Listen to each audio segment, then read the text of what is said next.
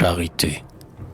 Si déjà nos forêts, par les vents dépouillés, de leur feuillage aride ont jonché leurs allées, si la nature prend le deuil, l'art nous rend les trésors que le temps nous enlève. Au sein de nos autels un jour plus doux se lève, l'hiver n'ose en franchir le seuil. Le plaisir, dont la voix aux fêtes nous convie, remplit nos cœurs d'amour, nos salons d'harmonie, nos corridors de fleurs. Les jours sont au festin, les nuits sont à la danse. Mais la saison des ris, qui pour nous recommence, pour le pauvre est celle des pleurs. Trop souvent l'indigent, en ces courtes journées, tend en vain au travail ses mains infortunées. Or, point de travail, pas de pain. Puis, sur le soir, il voit se glisser sous son chaume son plus sombre ennemi, le froid hideux fantôme, plus redoutable que la faim. Qui pourrait évoquer tous les drames funèbres dont ces fatales nuits voilent de leurs ténèbres les secrets d'angoisse et de deuil?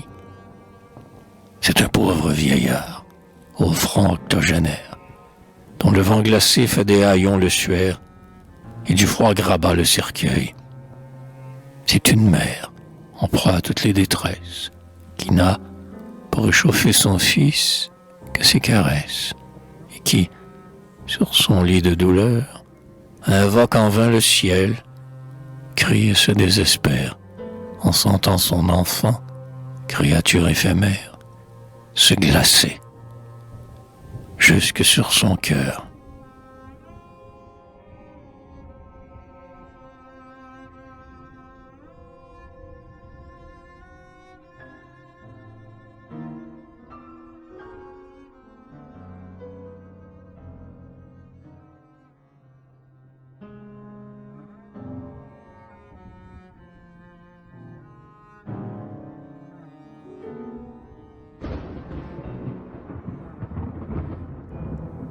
Vous l'avez bien compris, vous êtes accourus, femme au front candide et vierge ingénue, âme ardente, tendre cœur.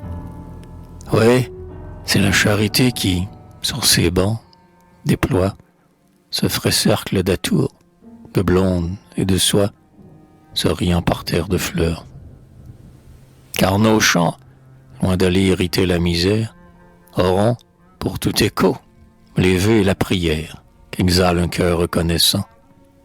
Les roses du plaisir qu'ici votre main cueille, s'échappant de vos doigts, s'en iront, feuille à feuille, tomber sur le toit indigent. Ce lustre, dont l'éclat en ces lieux vous éclaire, au-delà de ces murs projette sa lumière, ses rayons purs et généreux, pénétrant sous le chaume où gémit l'indigence, iront, reflets d'amour, par leur douce influence, et réchauffer le malheureux. Et vous avez voulu, dans votre ardeur pieuse, religieuse saint et foule gracieuse, apporter le sel et le pain, au modeste banquet que notre main prépare, banquet où, grâce à vous, le pauvre, ce Lazare, viendra prendre place demain.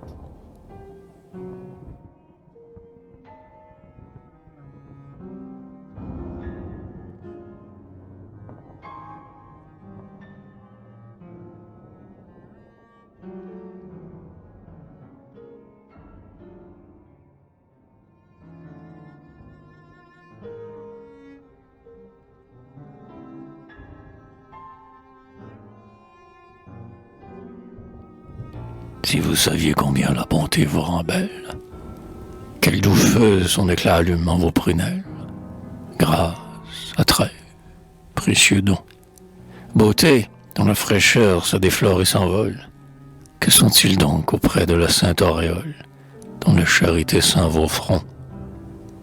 Quand il voulut créer la femme, Dieu lui-même emprunta 3 rayons à son pur diadème, amour, bienfaisance, beauté.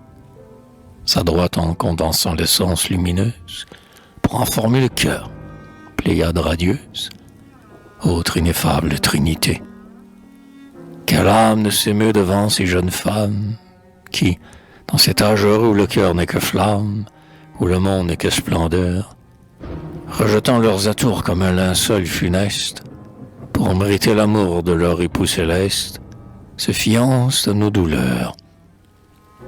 C'est qu'au regard charmé une clarté divine, s'élevant de leur cœur sur leur front, l'illumine du plus chaste rayonnement. Ainsi qu'une veilleuse, en sa prison d'opale, de son toit précieux avivant le ton pâle, le nacre de reflets d'argent.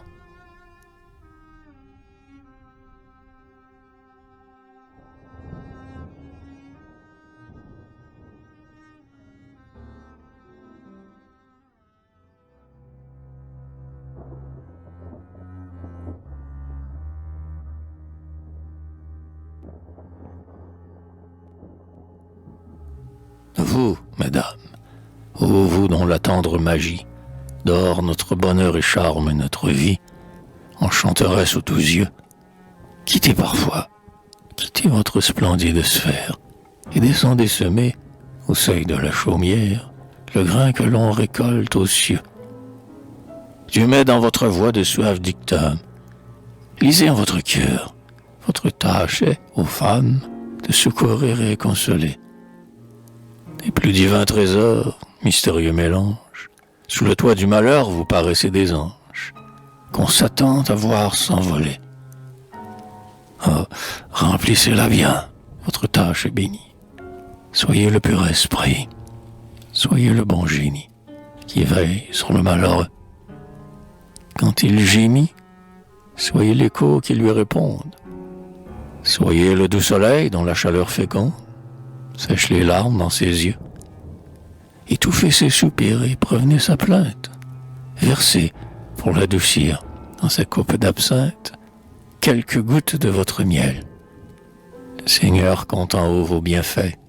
Chaque aumône ajoute un diamant de plus à la couronne qui vous attend un jour au ciel. Donnez donc, l'indigent que ses bienfaits consolent cherchera dans son cœur les plus douces paroles pour vous louer et vous bénir. Donnez, et vous verrez la vieillesse et l'enfance, dont vos secours auront allégé la souffrance, dans vos rêves se réunir. Donnez, riche, d'ailleurs le pauvre est votre frère, celui que, chaque soir, vous nommez votre père, n'est-il pas le père de tous? Le prophète divin, celui dont le calvaire étendit les deux bras pour qu'il bénisse la terre, est mort pour lui, comme pour vous.